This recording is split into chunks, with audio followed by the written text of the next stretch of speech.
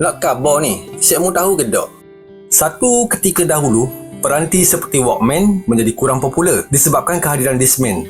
Kemudian, Discman pula diancam kepupusan di mamah usia disebabkan oleh kewujudan peranti yang mampu menyimpan lagu secara terus dan bersaiz lebih kecil yang diberi nama MP3. Disebabkan kecanggihan teknologi yang semakin menggila, hidup kita kini dibanjiri dengan item dan peranti yang mana berubah setiap hari. 6 teknologi masa kini yang bakal lenyap dalam tempoh beberapa tahun lagi. Bahagian 1.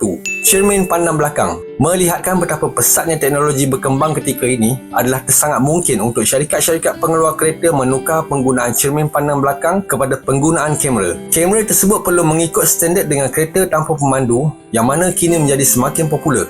Alat kawalan jauh. Pasti semua di antara kita pernah mengalami situasi di mana kita berhempas pulas mencari alat kawalan jauh untuk menukar saluran TV. Berbilion-bilion peranti kini sudah disambungkan ke Wi-Fi. Bermakna teknologi boleh dikawal melalui komputer, tablet, telefon pintar dan jam pintar. Produk-produk seperti Google Home dan Amazon Alexa kini sudah boleh mengawal lampu dan peranti di rumah dengan hanya menggunakan suara sahaja. Malah, alat kawalan untuk penghawa dingin di rumah mungkin tidak lagi berguna kerana kita hanya perlu menghalakan telefon pintar untuk mengubah suhu kediaman. Kad kredit. Apabila kad kredit pertama kali dicipta, ia membuatkan pembayaran makanan dan hiburan menjadi pantas dan sangat efisien. Kad kredit pertama diperkenalkan pada tahun 1950 oleh Dinner Club. Syarikat ini memperoleh lebih daripada 20,000 pemegang kad kredit dalam masa kurang setahun. Namun ia sudah hampir 70 tahun dan teknologi kini sudah berubah sekelip mata sahaja. Kini kita boleh membuat pembayaran di berbagai kedai atau pasar raya dengan hanya melalui telefon pintar sahaja.